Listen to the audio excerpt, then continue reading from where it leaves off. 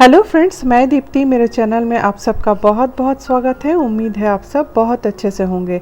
Friends, सबसे पहले मैं शेयर कर रही हूँ कोरिएप्सिस के ये खूबसूरत फूल। बहुत सुंदर इनका कलर कॉम्बिनेशन है। यूँ तो सारे ही फूलों के कलर कॉम्बिनेशन बहुत सुंदर होते हैं, पर मेरे गार्डन में ये पहली बार खिल रहा है, शायद इसलिए मुझे ऐसा लग रहा है। और इसे मैंने सीड से ग्रो किया है, जिसे मैंने फ्लिपकार्ट से मंगवाया था। आज है 14 मार्च और पारा अब 35 डिग्री के पार होने लग गया है। तो गर्मियों में खिलने वाले फूलों के प्लांट लगाने के साथ साथ में अब समय है विंटर फ्लावरिंग प्लांट्स के सीड्स कलेक्ट करने का, क्योंकि मार्च के आते आते सभी विंटर फ्लावरिंग प्लांट्स के सीड्स मैच्योर हो जाते हैं। ये देखिए कुछ इस तरह से। इन्हें मैं अगले विंटर सीज़न में ग्रो करने के लिए स्टोर करके रखूँगी। तो चलिए देखते हैं मैंने कौन कौन से फ्लावरिंग प्लांट्स के सीड्स कलेक्ट किए हैं। तो सबसे पहले ये है स्वीट अलाइसम के सीड्स। आप देख सकते हैं इनमें इस तरह से सीड्स दिखाई दे रहे हैं। तो इनको मैं इस तरह से रब कर लूँगी और ये देखिए सीड्स हाथ में आ जाते हैं। तो इनको मैं कलेक्ट करके रख लूँगी। इनको तोड़ने के बाद में मैं 2-1 दिन थोड़ा सुखा लूँगी अच्छे से छाँव में ही, और उसके बाद मैं इसको स्टोर करके रखूँगी। ये देखिए। उसके बाद ये है ज़ेब्रीना हॉलीहॉक का प्लांट, और देखिए इसमें भी इस तरह से सीड्स बनके तैयार हो गए हैं। इससे पहले भी मैंने कुछ सीड्स को कलेक्ट करके रख लिया है। ये मैं आपको दिखाने के लिए आज फिर से तोड़ रही हूँ। इस एक बीज के अंदर में 20-25 बीज निकल आते हैं रब करने पर। और इस प्लांट को भी मैंने पिछले साल के रखे हुए ज़ेब्रीना हॉलीहॉक के बीजों से ही ग्रो किया है। नेक्स्ट है ये कैलेंडुला का प्लांट। इसे भी मैंने सीड से ही ग्रो किया था और उसे मैंने फ्लिपकार्ट से मंगवाया था। फ्लिपकार्ट से इस बार मैंने एक बीजों का पूरा सेट मंगवाया था, जिसमें समर और विंटर दोनों सीज़न के फ्लावरिंग प्लांट्स के सीड्स थे। तो उसी में से मैंने इनको ग्रो किया है। और देखिए अब इसके बीज भी तैयार हो गए हैं। अब मैं इन सीड्स को रख दूंगी। इसी से फिर अगले साल कैलेंडुला के नए प्लांट ग्रो करूँगी विंटर सीज़न के आने पर। इस प्लांट को देखकर ही आप समझ सकते हैं कि इनमें कितनी अच्छी फ्लावरिंग हुई होगी। नेक्स्ट मैंने कलेक्ट किया है पिटूनिया के सीड्स। पिटूनिया के ये भी जो सारे प्लांट्स आप देख रहे हैं ना, इसे भी मैंने पिछले साल के रखे हुए सीड्स से ही ग्रो किया है। और बल्कि मैंने इस साल एक भी प्लांट ना पिटूनिया का बाहर से नहीं ख़रीदा। मेरे पास जो सीड्स रखे हुए थे उन्हीं में से मैंने 30-32 प्लांट्स तैयार कर लिए थे, और सारे वो अलग अलग कलर के हैं और अलग अलग जगह में रखे हुए हैं। इस साल बार बार बारिश होने की वजह से पिटूनिया के सीड्स से निकले हुए प्लांट्स मेरे कई बार ख़राब भी हुए हैं, और मैं बार बार पिटूनिया के सीड्स डालती रही, और बाद में फिर 30-32 प्लांट्स करीब मेरे सरवाइव कर पाए और उनमें बहुत अच्छे से फ्लावरिंग हुई। ये जो प्लांट्स आप देख रहे हैं ना, इन्हें भी मैंने बहुत बाद में जो बीज डाले थे उनमें से निकले हुए ये प्लांट है। तभी आप देख सकते हैं इनमें अभी तक गर्मी का असर नहीं हुआ है और अभी भी ये तरोताज़ा बने हुए हैं। और ये है पिटूनिया के सीड्स, जिन्हें मैं तोड़कर स्टोर कर लूँगी। मैं हमेशा इस तरह हाथ से नहीं तोड़ती हूँ, हमेशा सीज़र या फिर कटर की मदद से ही बीजों को तोड़ती हूँ। पर चूँकि अभी मेरे हाथ में कैमरा है, इसलिए मैं इसे हाथ से ही तोड़कर आपको दिखा रही हूँ। पर मुझे हमेशा कैंची से ही बीजों को काटना ज़्यादा पसंद आता है। जो बीज इजीली टूट जाते हैं वो तो ठीक है, पर जो बीज इजीली टूटते नहीं हैं उनके लिए पौधों से खींचातानी करना मुझे पसंद नहीं आता है। उसके बाद ये है एनुअल क्रिसेंथेमम का प्लांट। देखिए इसमें भी बहुत अच्छे से फूल खिले हुए हैं, पर कुछ के बीज तैयार हो गए हैं, तो इनको भी मैं तोड़कर कलेक्ट कर लूँगी।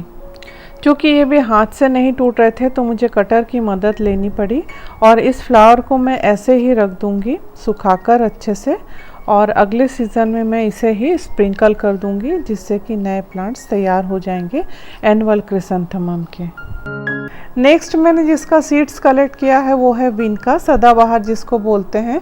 यूँ तो ये विंटर फ्लावरिंग प्लांट नहीं है, ये तो 12 महीने खिलते हैं और कुछ केवल समर में ही खिलते हैं, लेकिन बीज इनमें अभी बहुत अच्छे से तैयार हो जाते हैं, मैच्योर बीज रहते हैं।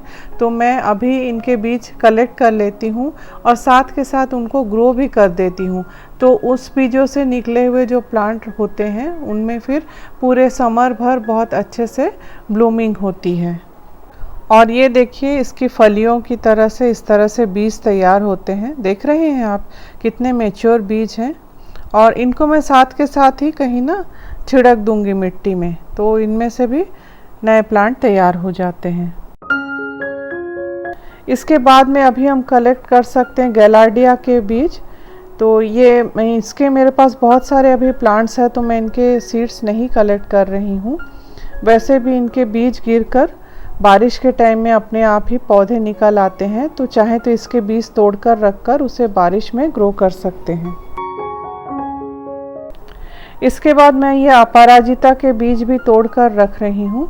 यूँ तो इनके बीज साल भर कभी भी तोड़ सकते हैं, पर अभी के दिनों में ना ये बीज बहुत अच्छे से सूखे से होते हैं, तो इसलिए मैं इनको तोड़कर रख रही हूँ और फिर जब चाहे इनको ग्रो कर सकते हैं। बारिश में तो बहुत इजीली ग्रो हो जाते हैं ये देखिए, ये तोड़ने के साथ में ही ना इस तरह से फट जाते हैं और बीज इसमें से निकल कर बाहर आ जाते हैं। और ये देखिए मैंने इतने सारे फलियों को कलेक्ट कर लिया है। मैं इनको फलियों के साथ में नहीं रखूँगी, इनमें से मैं बीज को अलग करके फिर स्टोर करूँगी। किसी को देने के भी काम आते हैं ये बीज। नेक्स्ट मैंने कलेक्ट किया है ये डॉग फ्लावर के सीड्स। ये देख सकते हैं इसके सीड्स भी मैच्योर हो गए हैं और बिल्कुल खोपड़ी नुमा होते हैं इसके सीड्स। जैसा कि डॉग फ्लावर इसका नाम है, तो इसके बीजों का शेप भी ना डॉग की खोपड़ी की तरह से ही होता है। मैं आपको दिखाती हूँ, देखिएगा करीब से। और इसके अंदर में फिर ढेर सारे बीज होते हैं। एंटीरेना मॉजेस इसको बोलते हैं और इसे भी मैंने बीज से ही ग्रो किया है। जो मेरे पिछले साल के रखे हुए सीड्स थे उन्हीं से मैंने इन सारे प्लांट्स को ग्रो किया है। मैंने जितने भी फ्लावर के सीड्स कलेक्ट किए हैं उनको मैं इसी तरह से रख कर थोड़ा सुखा लेती हूँ और उसके बाद कागज़ में फोल्ड करके रख लेती हूँ अगले साल के लिए। अभी तक गेंदा के भी फूल पूरी तरह खिलने के बाद सूख चुके हैं, तो इनको भी मैं तोड़ कर रख लूँगी और फिर इन्हें बाद में सुखाकर इसके बीजों को छिड़कने से ही फिर नया प्लांट तैयार हो जाएगा। इसके अलावा मैंने कलेक्ट किया है जेट्रोफा के सीड्स। जेट्रोफा का ये प्लांट थोड़ा अलग सा होता है, एक लाल फूलों वाला रहता है, वो अलग रहता है, और ये ऑरेंज इस तरह से देखिए इसमें छोटे छोटे से फूल खिलते हैं। इसका तना फूला हुआ सा रहता है जो काफ़ी खूबसूरत दिखता है दिखने में। और इसके बीज देखिए इतने बड़े साइज़ के होते हैं। इस एक बीज में से 3 बीज निकलते हैं, तो इनको भी मैं तोड़ कर रख लूँगी और फिर जब मुझे ज़रूरत लगेगी तब मैं इसे ग्रो करूँगी, और नहीं तो फिर किसी को दे दूंगी। कुछ विंटर फ्लावरिंग प्लांट्स ऐसे भी हैं जिनके बीज अभी भी पूरी तरह से मैच्योर नहीं हुए हैं, तो उनको मैं अभी नहीं तोड़ रही हूँ।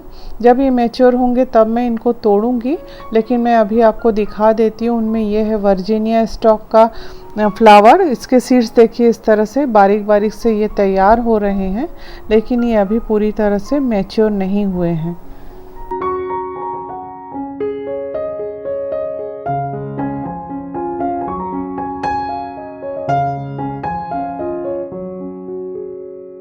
और दूसरा भी ये है स्टॉक का फ्लावर। इसमें भी बहुत अच्छी फ्लावरिंग हुई और अब देखिए इनमें भी ऐसी लंबी लंबी सी फलियां बन गई हैं, लेकिन ये भी अभी मैच्योर नहीं हुई हैं। तो इन प्लांट्स के बीजों को मैं अभी नहीं तोड़ रही हूँ। जब ये अच्छे से मैच्योर होकर सूखने सी लगेंगी तब मैं इनको तोड़कर रख लूँगी। तो फ्रेंड्स, इस वीडियो में मैं यही शेयर करना चाहती थी कि मैं विंटर फ्लावरिंग प्लांट्स के सीड्स को कैसे कलेक्ट करती हूँ। तो इस वीडियो में बस इतना ही। मिलती हूँ अगले वीडियो में, तब तक के लिए आपसे विदा लेती हूँ। Bye bye and take care.